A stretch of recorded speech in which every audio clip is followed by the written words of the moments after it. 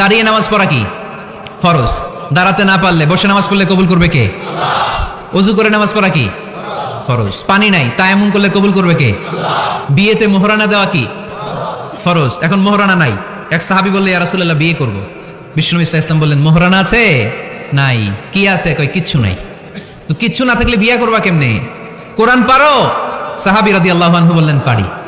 এক মেয়েকে বললেন তুমি পারো? কয় না পারি না। বিশ্বনবী বললেন আসো বিয়ে পড়াই দিই। দুজনের বিয়ে পড়াই দিলেন। বিয়ে শেষে বললেন মা, তোমার স্বামীর পার্থিব জগতের কোনো সম্পদ নাই যেটা দিয়ে মোহরানা আদায় করবে। তুমি কোরআন পারো না, কিন্তু তোমার স্বামী সাহাবী কোরআন পারে, সে প্রতিদিন আর রাতে তোমাকে একটু একটু করে কোরআন শিখাইয়া দিবে, এটাই মা তোর বিয়ের মোহর। ইসলাম খুব কঠিন না? আমরা কঠিন বানাইছি মৌলবীরা, ঠিক না? কেউ যদি ইসলামকে কঠিন ভাবে আপনার কাছে উপস্থাপন করে বাঘের বাচ্চার মতো দাঁড়িয়ে বলবেন লা ইউকাল্লিফুল্লাহু নাফসান ইল্লা উসআহা, আল্লাহ সাধ্যের বাইরে কারো উপর কোনো নিয়ম চাপায় দেয় না, জোরে কোন ঠিক কি না? ইসলাম সহজ, এতদিন করে কঠিন বানায় রাখছে আপনাদের কাছে, কঠিন কঠিন করে প্রেজেন্ট করেছে ইসলামকে, কঠিন বানাইছে আর কিলাকিলি শিখাইছে।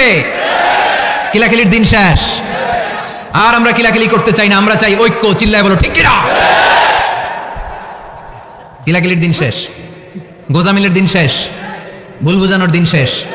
জনগণ সচেতন, জনগণের ধোঁকা দেয়া চলবে। সহজ, ইসলাম সহজ। আল্লাহ রাসূল সাল্লাল্লাহু আলাইহি ওয়াসাল্লাম বললেন ইয়াসসিরু ওয়ালা তুআসসিরু, সহজ করো, কঠিন করো না। মুআয ইবনে জাবালকে ইমাম বানালেন, উনি মাগরিবের নামাজে সূরা বাকারা ধরছেন, কোরআনের সবচেয়ে ছোট সূরা। হ্যাঁ বড়?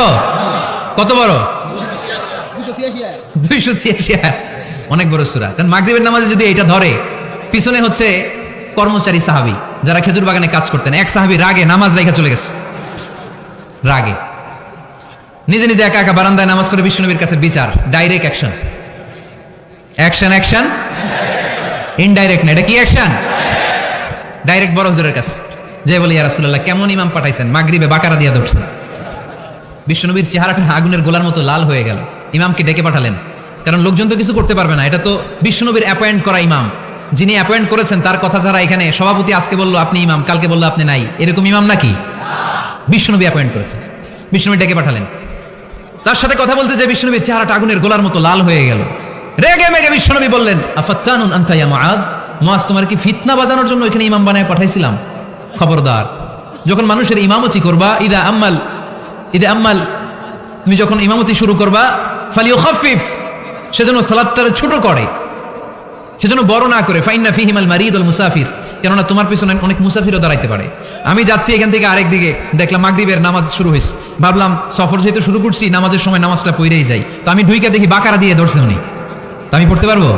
বিষ্ণু বললেন তোমার পিছনে মুসাফির দাঁড়াতে পারে, মারিদ অসুস্থ দাঁড়াতে পারে, জাল হাজা হাজতওয়ালা লোক দাঁড়াইতে পারে, ছোট করে নামাজ পড়ায় মুআয, ছোট করে। ইয়াসসিরু মুআয, দোহাই লাগে, ইসলামটারে সহজ করে রিপ্রেজেন্ট করবা। ওয়ালা তুআসসিরু, কঠিন করো না। বাশশিরু, সুসংবাদ দিও মুআয, ওয়ালা তুআসসিরু, কঠিন করো না।